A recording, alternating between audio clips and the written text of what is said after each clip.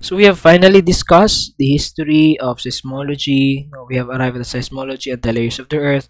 Now let's just proceed with earthquake engineering. So we have here Robert Mallet. He is an Irish civil engineer. Unsa man sa iyang gikuan. Sometimes he is often cited as the first earthquake engineer and sometimes called the father of seismology. So why? It is because of his on his report, no?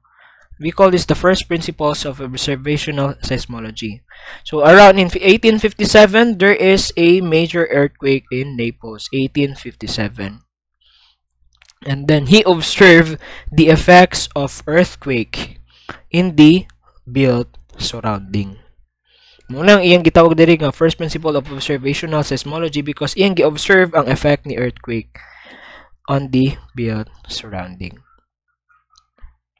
So this is considered the first scientific investigation that includes observations of the seismological, geological, and engineering aspects of an earthquake. So this was the earthquake during that time, 1857 in Naples, Italy. So grabe ang damages. Actually, daghan kay namatay diri. Grabing damage, daghan kay namatay. Modern research on earthquake-resistant structures, however, began in Japan. So, di ba, we have Robert Mallet, first scientific investigation on the effects of earthquake. Now, it is in 1891 ang katong i-consider na ang design o building that should be earthquake resistant because of the Nobi earthquake. The Nobi earthquake is katong Mino Owari, if you remember that one, Professor Bonjiro Kuto.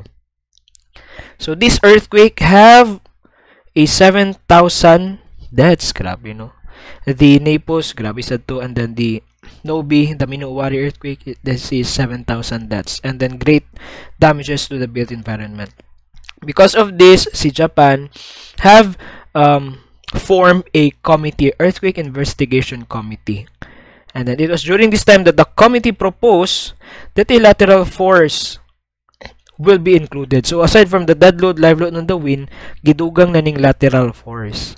So in the design of the building, mag-include the lateral force as a because of as a representation for the earthquake force.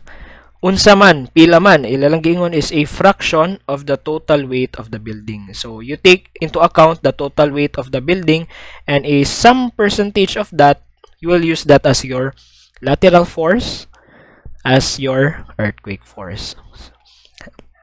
Until karon in the latest code, mo gyud pa natong ginagamit that the lateral force is also a function of the weight of the building. Pero this time, this is just ang consider lang is the weight of the building. But in our current understanding, that is we do not only consider the weight of the building. Again, di ba, we have the distance, we also consider the structure type, the height, and then the magnitude, the size of the earthquake that the fault can produce, the soil, the foundation soil, and others. So this was if you remember, the earthquake at Mino Owari, Japan, the Nobi earthquake. This is the fault. Grabe kayo, no? This is the damage. 7,000 deaths and damage to the built infrastructure. And then again, this is also again a fault on this part, no? Nisaka na siya. Similar developments have also happened in Italy.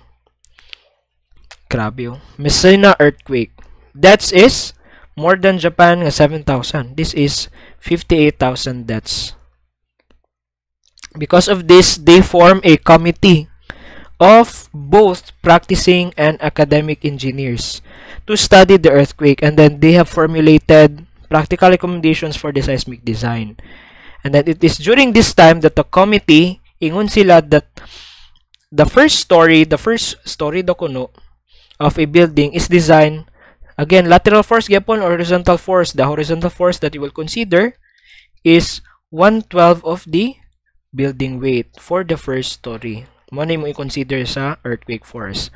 And then of the building weight above, and that its second and third stories be designed for a horizontal force equal to the 1/8 of the weight above.